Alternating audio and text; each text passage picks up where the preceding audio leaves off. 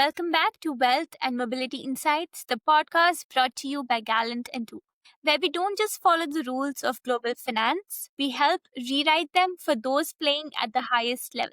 I'm your host, Sarah, and whether you're a family office principal or a founder navigating cross border capital, this is your edge. At Gallant and Tool, we engineer autonomy across borders. We help our clients stay strategically invisible where they need to be and fully forfeited where they must be seen. But today we're shifting focus to something that might change the way you think about building real wealth. And here's the hard truth. The people who build generational wealth, they're not waiting around for deals to become public. They are already in. And to unpack what that really means and how you can step up in that inner circle, I am joined by someone who is in these rooms every day, Alban Jerome, Senior Partner at Gallant & Two. Welcome back, Alban. Thanks, Sarah. It's always good to be here. So, Alban, we've had multiple episodes on private markets, tax arbitrage, governance, but today you wanted to talk about something which is a little bit more personal and it's a little bit less obvious, the financial culture shock of moving across borders. So, why does this really matter? Well, because it's one of the most underestimated barriers to wealth. Now, here's the reality, right? When we move countries, you and I have both done that. We kind of expected the food will be different, the water, the language, and the weather obviously will be different. But what rally people prepare for is that the entire financial system is different too.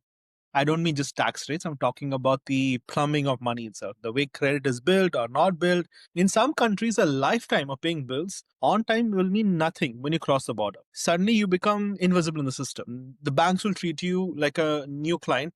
Doesn't matter how much millions you have in the bank, right? So you also have to accept that what is normal in one country, high fees, long account opening process, or mandatory in-branch appointments can feel completely alien to someone who's coming from a very digital first environment. The cultural expectations around insurance. Oh my God, there's so many things that are important under that, right? Like from wealth and health insurances, safety insurances. In another country, you need to have layers of private insurances like disability or even rental liability, right?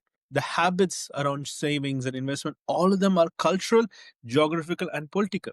And in some countries, you prioritize cash savings, in others, property. The entire game revolves around leverage in some places. In some cases, credit has no matter at all. In some countries, tax are sheltered accounts. The undeniable fact, Sarah, is that the habits around savings and investments is cultural, financial, and political and geographical, right?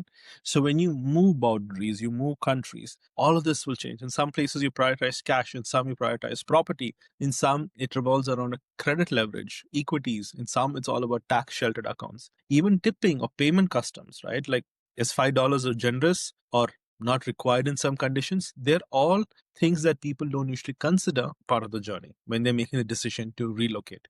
And if you are unprepared, it is not just inconvenient, it can set you back years in building wealth.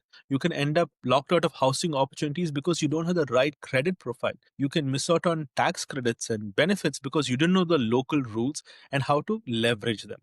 You can spend thousands of dollars on financial products not suited for you because you didn't know better options existed, because you looked at something that was parallel in your old market. And for globally mobile professionals or families, these assets, especially when they're across multiple jurisdictions, these are blind spots will cost them money, time, autonomy, and opportunity. Give us some examples of that. Where does this money culture shock really show up? Well, like I was telling you, right? Money culture shock shows up in most places. People don't even think to look until they are feeling the pain. Let's take Canada, where you both of us are based. Credit history, for example, is very, very important. And if you have a great spotless financial record in your home country, never miss a payment, or you never had a credit card, in Canada, that doesn't matter because the entire history is essentially starting from blank. You are a blank slate. This means you can't really rent an apartment right off the bat. You can't get a credit card with a meaningful limit. You might even need to put down cash deposits just to set up basic utilities. It's because people assume their financial reputation travels with them just as their social media does. Fortunately, it doesn't. And then, well, there's an insurance, right? If you're a newcomer to Canada, there's so much insurance that you need to be aware of. Auto insurance, rental insurance. Oh my God, there's a whole ecosystem of products that cover disability, critical illness, death, all of that, right? And these are many things immigrants may not have encountered back home. It is essentially a blind spot, and without the right governance, families and individuals feel underprotected or sometimes paying for protection that's not even relevant to it. Like earlier today, I was talking to someone about pet insurances, how the whole thing is not always the greatest avail if you pick the wrong plan, right? And then you have the banking structure in Canada. There are a lot of types of fees and monthly charges that people are not aware of. And from people like me who come from very digital first, low cost banking, that feels a bit foreign. It feels a bit unfair. And that shock doesn't just stop there, right? Once you dig below the surface, you get in these long term planning tools that are unique to Canada. RSP, TFSA, RESP, so much of this. A lot of immigrants usually don't know this, and that basically slows the powerful tools available to them. Miss the first few years, and you're starting like you're leaving money on the table. And then there is, of course, what I was telling you, the cultural shock of day to day operations. Like, do you tip after getting a haircut? Do you not tip? These are questions a lot of times can lead to some awkward experiences, right?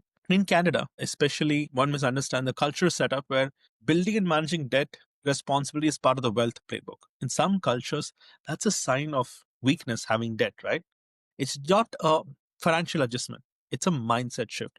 So when we say cultural shock, money cultural shock, it's really this whole spectrum, like how to get a phone plan to something strategic like how to retire with dignity, right? And if you're not ready for it, it doesn't really make things easy. It makes it harder and more awful and painful. So when we say money cultural shock, it's really the whole spectrum from tactical, like how to get a nice phone plan, to strategic, like how to retire with dignity. And if you're not ready for it, it doesn't just make life harder, it slows your path to building real wealth.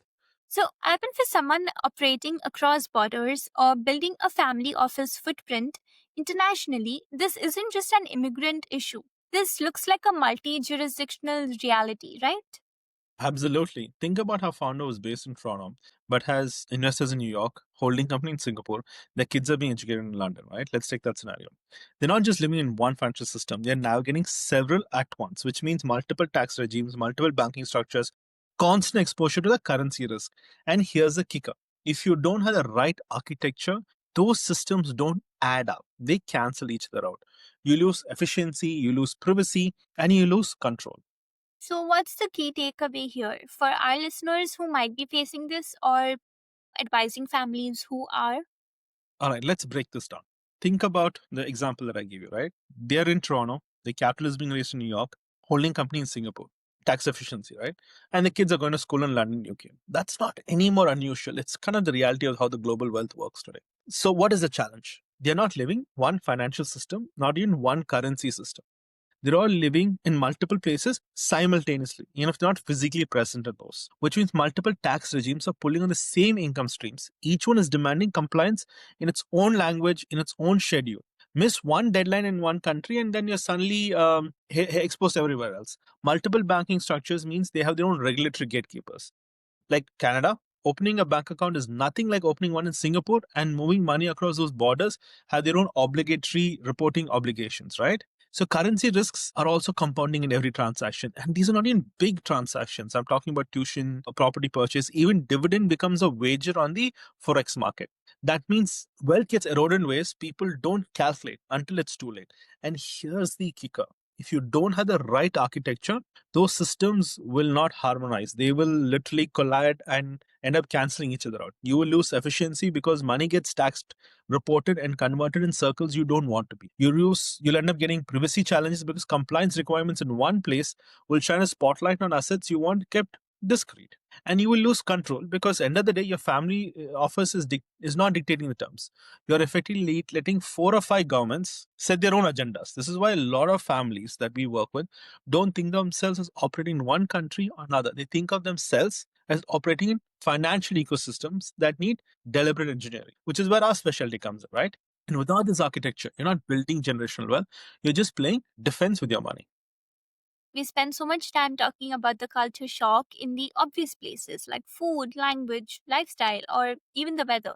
Those are the stories people expect to hear when someone moves countries. But here's the thing: food you can actually adapt to, language you can learn, lifestyle you can adjust over time. Those are the visible shocks, but they are not usually fatal to someone's long term success. Financial culture shock, on the other hand, that can be the most consequential of all because it doesn't just affect your comfort, it affects your capacity. It shapes whether you can build credit, whether you can buy property, whether you can protect your family, whether you can invest early and take advantage of compounding. It actually determines whether you're building wealth or you're just simply surviving. And what I find fascinating, Alban, is that this type of shock often is invisible. People don't realize that they are missing opportunities or that they are being penalized until years later. And by then, the gap has already widened. So I think you're right. The culture of money deserves to be talked about in the same breath as food and language. In fact, it may even be the culture adjustment that matters the most. So, Alvin, what do you see as the very first financial shock newcomers face when they land in a new country like Canada? Honestly, it's the realization they're invisible to the system. And that invisibility can be jarring, right? You can step off the plane with a strong balance sheet, get degrees in a history of entrepreneurship, great employments. Yet in Canada, if that's not set up correctly, that translates to no credibility, right? On paper, you're starting from zero. That plays out in really practical, frustrating ways. You have to apply for a credit card and you're offered a limit in some early days, $500 if you qualify for one. You try to rent an apartment and the landlord hesitates, not because he thinks you can afford to, because he doesn't have a local credit to check if you can afford to.